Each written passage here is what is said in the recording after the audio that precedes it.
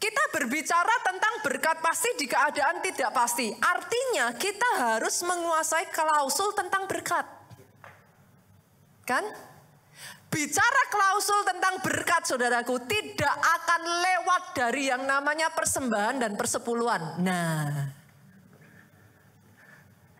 saya pengen tahu nih, senggol kiri kanan masih bisa senyum nggak, Pak? Tidak, bicara tentang berkat ini ya saudaraku, tidak semuanya melulu tentang persembahan dan persepuluhan ya saudaraku. Saya harus ngomong, tidak hanya persembahan dan persepuluhan, tapi tidak akan lari di situ. Boleh? Masih boleh maju? Atau salibkan dia? Saya tuh hari ini seneng saudaraku. Karena dari pagi sampai siang ini kita tuh isinya ketawa-ketawa bersama-sama sama jemaat dari tadi itu. Saya isinya ketawa aja, jadi saya senang khotbah hari ini. Balik-balik lagi klausulnya tidak akan lari di situ dan saudara sudah tahu ayatnya. Ayatnya di mana? Nah, loh saudara lebih pintar dari saya. Yuk kita buka Maleakhi 3 ayatnya yang ke-6 sampai ayatnya yang ke-12. Kita pelajari ya saudaraku. Tadi kita sudah sepakat nih, Maleakhi 3 ayat 6 sampai 12 ini berbicara tentang apa? Persepuluhan dan persembahan. Berarti sudah sepakat ya. Ini kaitannya tentang persepuluhan dan persembahan. Oke. Tentang persepuluhan dan persembahan ini, Tuhan memulai dengan ngomong seperti ini. Akulah Tuhan dan aku tidak berubah. Oke ya. Saya tanya lagi nih. Ayat ini bicara tentang apa? Saya tanya dulu. Persembahan dan persepuluhan. Tentang persembahan dan persepuluhan, dia memulai dengan perkataan yang menurut saya sangat menarik sekali. Akulah Tuhan, aku tidak berubah. Setelah itu dilanjutkan, karena itu kamu keturunan Yakub. Ini saya mau mastiin dulu ya Bapak Ibu ya. Seberapa banyak di sini yang sepakat kita keturunan Yakub? Abraham, Ishak dan Yakub.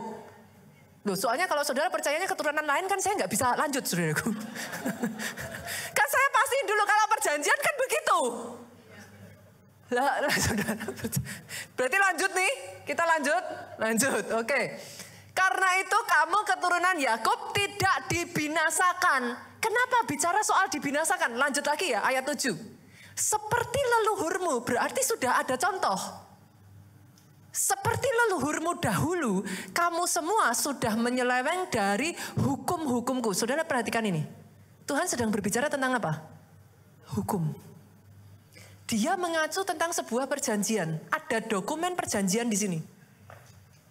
Dokumen itu pernah dibuat dengan leluhur-leluhur. Tapi di zaman ketika Maleakhi ini hidup, dokumen itu ditabrak. Kamu menyeleweng dari hukumku dan tidak setia menjalankannya. Berarti dulu pernah menjalankan nggak kalau seperti itu? Pernah. Sekarang tidak menjalankan karena tidak setia kan saudaraku. Jadi kalau ada di antara saudara yang mengatakan kepada saya, by the way saudaraku, saya dengar loh yang ada di sosmed. Jadi kalau saudara dengar, saya juga dengar saudaraku. Kalau ada yang mengatakan kepada saudara, pastor, tapi sekarang yang di Israel juga sudah tidak ngasih. Bukan hanya sekarang, zaman dulu juga terjadi. Yang mengerti katakan amin. Kok jangankan saudara nunggu sekarang, dari dulu sudah dicatat loh, ini Maleakhi tahun berapa? Saudara mengerti? Saudara tidak bisa menjadikan, jujur ya, di sini juga nggak semua ngasih persepuluhan. Yang mengerti katakan amin. Ini aminnya tiba-tiba. Oke, saudara mengerti maksud saya dulu? Karena sebagian ada yang berkata juga kepada saya seperti ini, pastor, yang namanya persepuluhan hanya urusan perjanjian lama, nggak ada di perjanjian baru. Pernah dengar itu? Pernah? Pertanyaan saya, sudah baca belum? Loh, kok bilang nggak ada di perjanjian baru itu sudah dibaca belum? Saya tanya nih, ada nggak? Ini semuanya pada ini. Sesama bis kota dilarang saling mendahului, pastor. Saya juga nggak baca, jadi nggak tahu. Matius 23 ayat 23, yuk kita lihat. Saya tuh kadang gemes saudaraku. Ngomong nggak apa-apa sih, di sosial media memang bebas, tapi Kalau mau ngomong juga harus ada ininya saudaraku, landasannya. Yuk kita lihat yuk. Matius pasalnya yang ke-23 ayat 23 boleh dimunculkan. Celakalah kamu, hai ahli-ahli Taurat dan orang-orang Farisi, hai kamu orang-orang munafik. Jadi ini perkataan yang ngomong by the way ya saudaraku, Yesus sendiri ya. Ini yang ngomong bukan Petrus, bukan rasul-rasul, bukan orang lain. By the way, masih Matius 23 ayat 23. Belum Nita 23, saudaraku. Jadi ini yang ngomong Yesus sendiri. Celakalah kamu. Kenapa, saudaraku? Sebab persepuluhan dari selasih, adas, manis, dan jintan kamu bayar. Tetapi yang terpenting dalam hukum Taurat kamu abaikan. Yaitu apa? Keadilan dan belas kasihan dan kesetiaan. Kalau saudara nggak hati-hati, ini tricky saudara. Kita main kata-kata ya di sini ya. Oke ya. Yesus itu ngomong gini, persepuluhan kamu bayar, tapi belas kasihan, keadilan, kesetiaan kamu nggak lakukan. Seolah-olah Yesus itu ngomong, berarti belas kasihan, keadilan, dan kesetiaan lebih penting dari persepuluhan. Setuju dong? Oke, kita turun dong ke bawahnya. Ayat 23 yuk turun. Yang satu harus dilakukan dan yang lain jangan. Oke. Kita pakai logika ya saudaraku. Yang satu harus dilakukan ini mengacu tentang apa? Persepuluhan dari apa tadi? Adas, manis, jintan. Ya saudara jangan digambarkan yang sekarang. Sekarang kan sudah beda. Zaman itu kan ya memang banyak orang Israel itu hidup dari bercocok tanam. Adas, manis, jintan dan apa tadi? Selasih. Yang satu jangan, apa namanya tadi? Boleh dimunculkan lagi? Yang satu harus dilakukan dan yang lain ini apa? Belas kasihan, keadilan, kesetiaan. Jangan diabaikan. Logika saya masuk nggak ini sudah? Masuk ya? Bukan asal tafsir kan? Oke. Berarti saya tanya, di perjanjian baru ada nggak bicara soal persepuluhan? Yang ngomong siapa? Oke, ya sudah. Habis perkara tuh. Jadi besok kalau ada yang ngomong sama saudara, di perjanjian baru tidak ada. Wah, nanti saudara akan jadi pinter-pinter nih saudara di sini. Saudara langsung bisa jawab, disimpan ini. Matius 23 ayat 23. Nah. Masalahnya saudaraku, seringkali juga sebagian ngomong sama saya kayak gini, Pastor, tapi persepuluhan itu kan urusan hukum Taurat. Sorry. Bicara hukum Taurat, saudara tahu nggak apa itu hukum Taurat? Hukum Taurat itu dilahirkan dan dibawa oleh Musa. Sorry loh saudaraku, persepuluhan ini sudah go way beyond zamannya Musa. Abraham, Ishak, Yakub, mereka memberikan persepuluhan. Jadi kalau orang bilang bahwa persepuluhan ini hukum Taurat, sorry, di mana ayatnya? Dari sejak zaman sebelum itu pun sudah dilakukan. Itu sebabnya Tuhan ngomong dalam kaitan persembahan dan persepuluhan, aku Tuhan, aku tidak berubah. Saya rasa saya tidak berlebihan menggunakan ayat itu, saudaraku. Penggunaannya jelas kan? Saudara tadi bilang, itu untuk apa? Bicara tentang apa? Persembahan dan persepuluhan. Tuhan ngomong, aku Tuhan, aku belum berubah.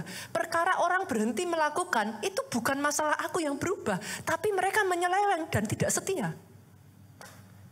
Jadi kalau ada di antara saudara yang bertanya, lah kok zaman sekarang sudah enggak Bu, yang ini enggak, yang itu enggak. Jawabannya sudah ketemu ya Bapak Ibu, sudah ketemu.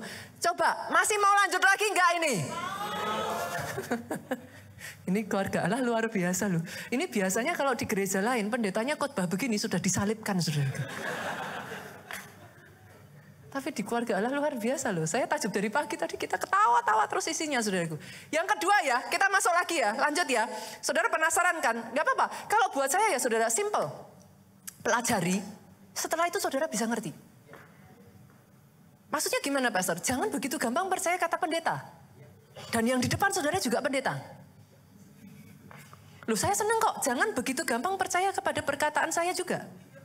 Selidiki. Itu penting saudaraku. Sehingga saudara nggak seperti segampang itulah yang ngomong pendeta, yang A bilang ini, yang B bilang itu, yang C bilang apa lagi. Nanti saudara bingung. Balik aja ke Alkitab. Alkitab bilang apa? Jalankan. Yang kedua saudaraku, berbicara tentang persepuluhan. Kita lihat yuk, lanjut lagi. Dari tadi ayat yang ke-7, dikatakan kembalilah kepadaku. Berarti mereka sudah meninggalkan Tuhan. Dianggapnya sudah meninggalkan Tuhan toh. Lah disuruh kembali tuh. Kembalilah kepadaku, maka aku pun akan kembali kepadamu. Tetapi kamu bertanya apa yang harus kami lakukan untuk kembali kepadamu. Manusia tanya sama Tuhan, apa? Aku harus gimana nih untuk aku kembali kepada Tuhan? Lucunya, nah ini nyenenginnya Alkitab saudaraku. Kita ngasih pertanyaan, dijawab sama Tuhan, balik dengan pertanyaan. Loh Tuhan tuh kayak gitu tuh. Tuh dijawab, sekarang aku bertanya kepadamu, Tuhan ganti yang tanya. Bolehkah manusia menipu Allah? Ini nih seolah-olah tuh kayak gini loh saudara. Kamu tuh nggak ngerti apa nggak ngerti. Itu sebabnya Tuhan nggak jawab. Tuhan balik dengan bertanya. Boleh nggak sih manusia menipu Allah? Jadi ini sebenarnya Tuhan itu menanyakan pertanyaan retorik. Kamu tuh nggak ngerti apa nggak ngerti? Kok masih tanya? Dijawab sama Tuhan, boleh nggak manusia menipu Allah? Ini ya saudara, kalau dalam bahasa Inggrisnya saya rasa sebagian dari saudara sudah tahu saudaraku. Ayat ini keras sekali loh saudara. Yuk kita lihat yuk dalam bahasa Inggrisnya ya, saya bukakan ya. Maleakhi 3 ayatnya yang ke-8. Dikatakan dalam bahasa Inggrisnya seperti ini. Will a man rob God? Kata menipu yang dipakai di situ rob. Rob itu apa Bapak Ibu? Merampok. Bolehkah manusia merampok Tuhan? Ayat ini berlanjut dengan ngomong seperti ini. Yet you have robbed me. Kamu sudah merampok aku. Lanjut lagi ngomong kayak gini. But you say, kamu ngomong, wherein have we robbed you? Di bagian mana kami merampok engkau? Dijawab sama Tuhan, in tithes and offering. Dalam persepuluhan dan persembahan. Saya nggak akan bicara soal rampok-merampok dulu ya saudaraku. Tak simpen di belakang aja ya nanti ya. Nanti saya akan jelaskan kepada saudara. Tapi intinya saudaranya kayak gini saudaraku. Persepuluhan itu sebenarnya yang jadi titik utamanya, poinnya bukan jumlah dan bukan uangnya. Persepuluhan itu soal ujian hati.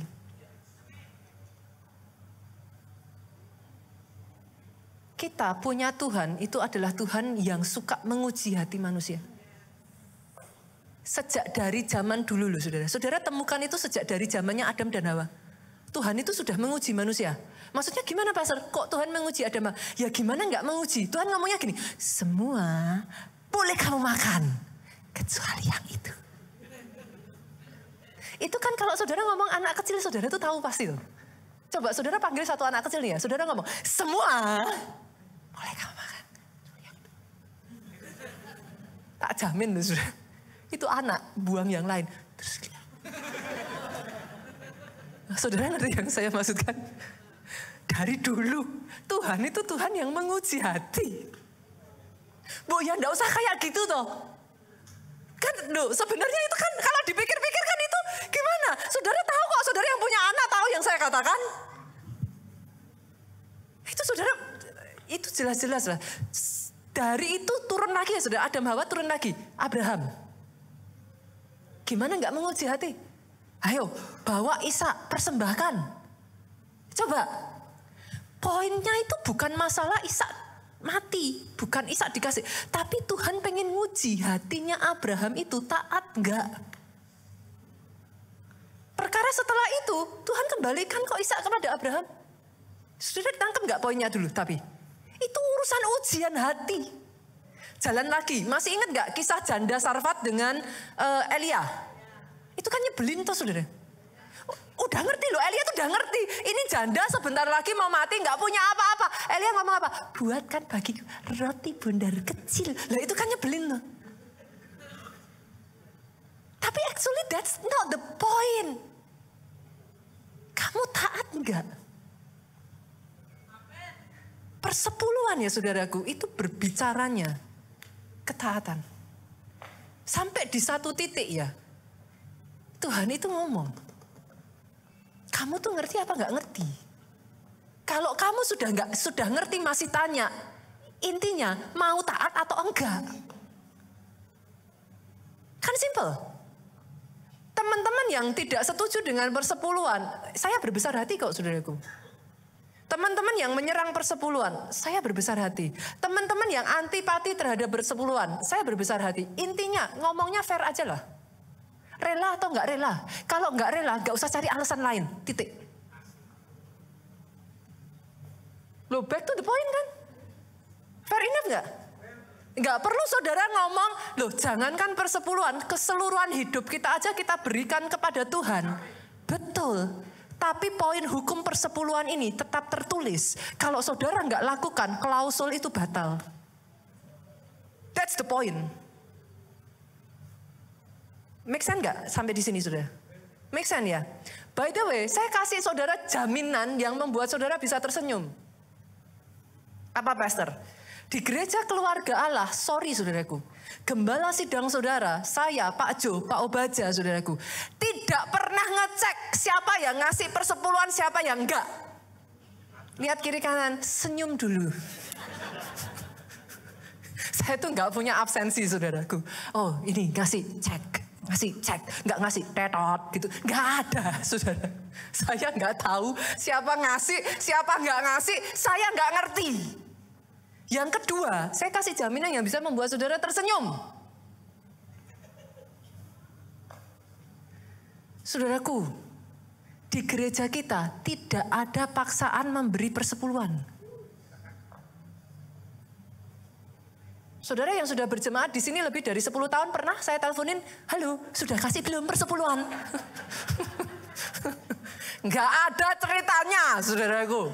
Saudara yang sudah, ini saya tahu nih ada orang-orang yang sudah di gereja keluarga Allah lebih dari 10 tahun di sini. Enggak ada seumur hidup sudah dalam nama Yesus. Kenapa? Karena gembala sidang saudara percaya urusan persepuluhan itu urusan sakral antara saudara dengan Tuhan. Enggak ada yang boleh memaksa. Itu urusanmu dengan Tuhanmu.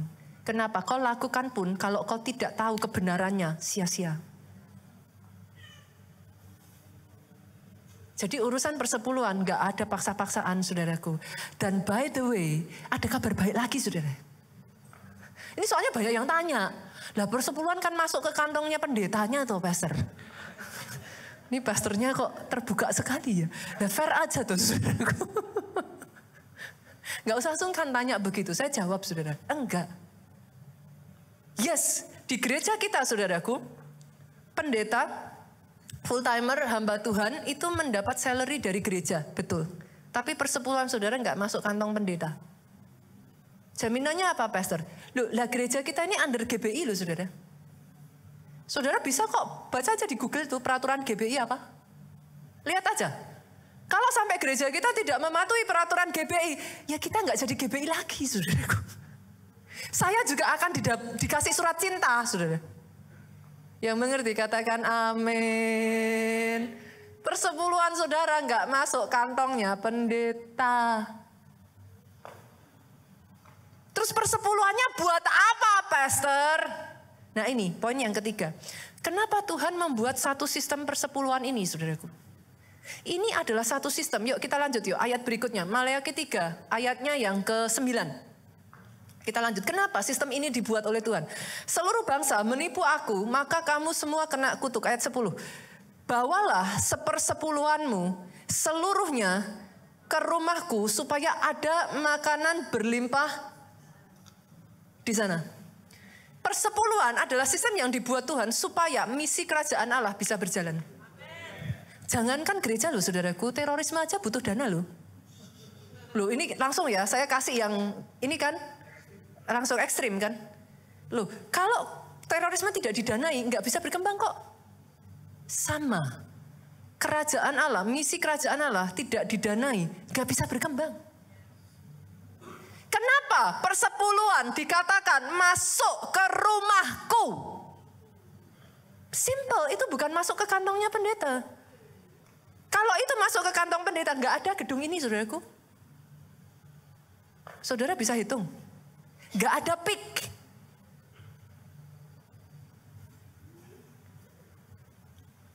Dari satu tempat ke tempat berikutnya, pembukaan tempat-tempat yang baru. Dengan apa? Pakai daun. Seneng ya, dari tadi kita ketawa-tawa terus.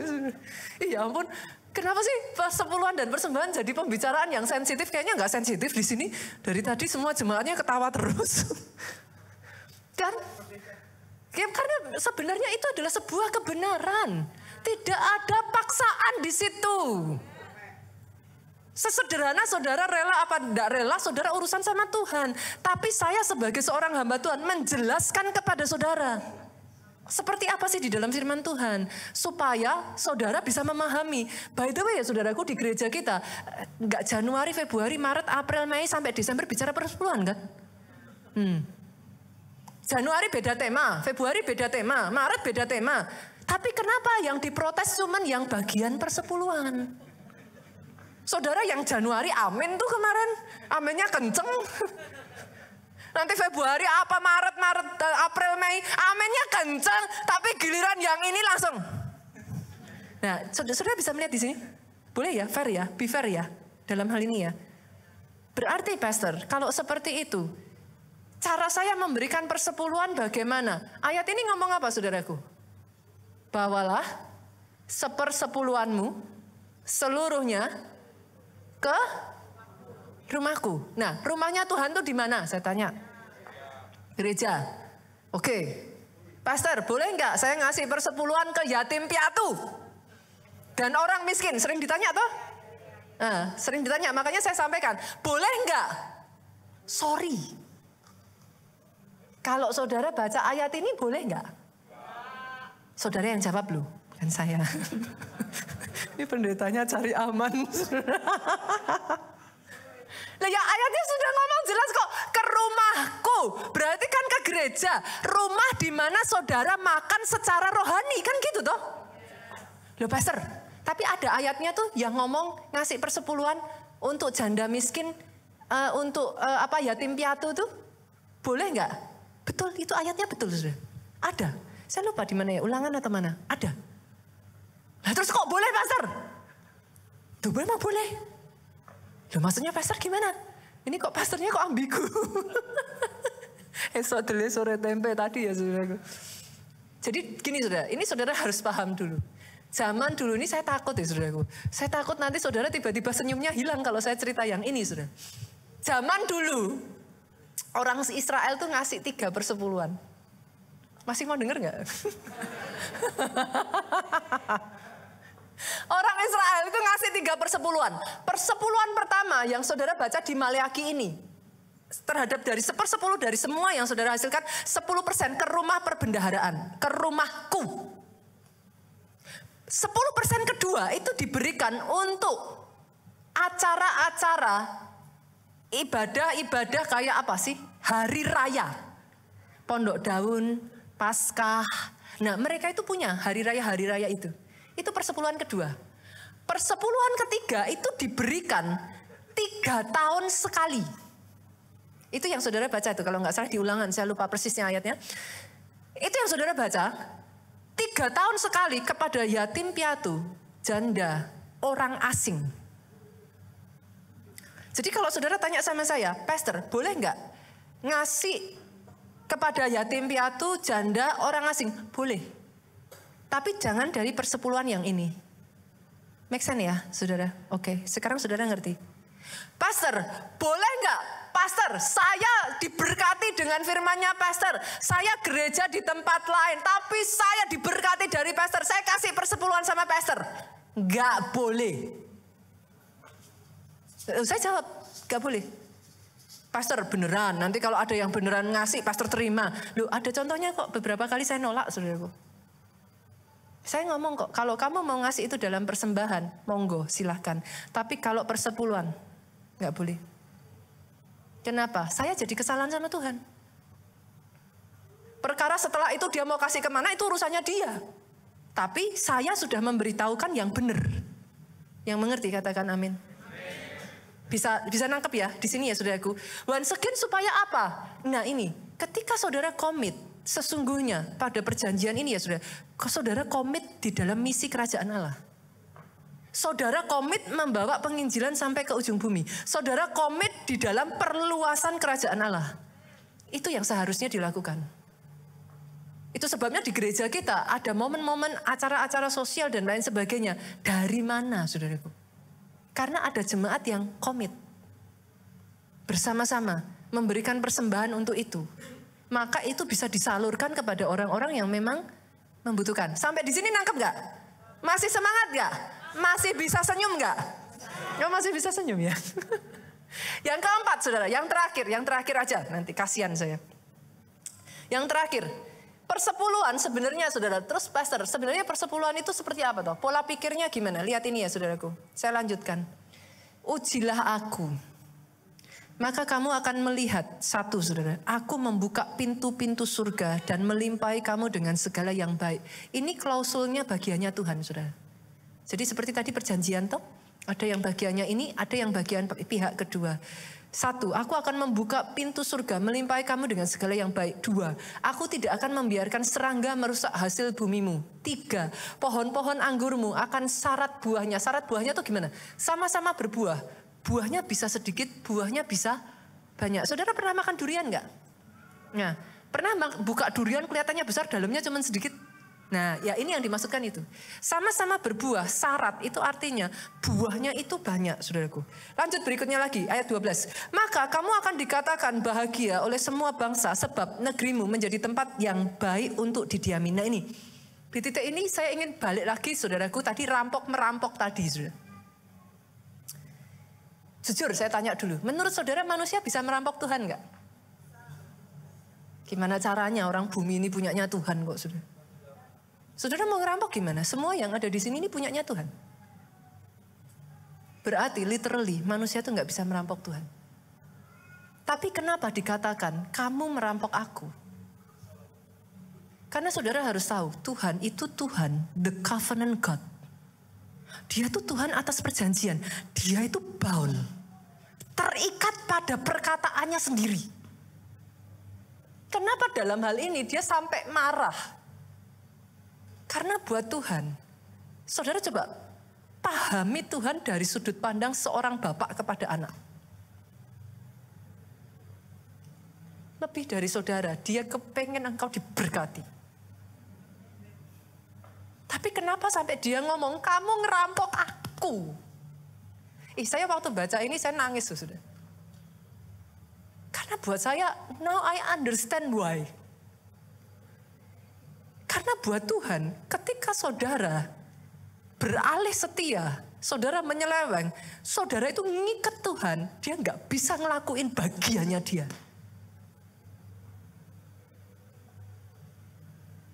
Berapa banyak di sini saudara yang sudah punya anak? Ada nggak? Saudara aja orang tua ya saudaraku, kita sebagai orang tua yang baik ya, pengen nggak ngelakuin yang terbaik buat anak? Seringkali anak nggak minta aja kita kasih, bener atau bener? Your God is the same. What do you think of your God? Tuhan saudara mau ngerampok dari saudara? Tuhan saudara mau merugikan saudara? Tuhan saudara kepengen apa yang saudara dapat menyusut, berkurang, kayak dipajekin? I'm being fair. Kalau saudara bisa ngerti ya saudara, perasaan hatinya Tuhan. More than anyone. Dia kepengen hidupmu diberkati. Itu sebabnya dia marah. You rob me. You tie me. I cannot do anything.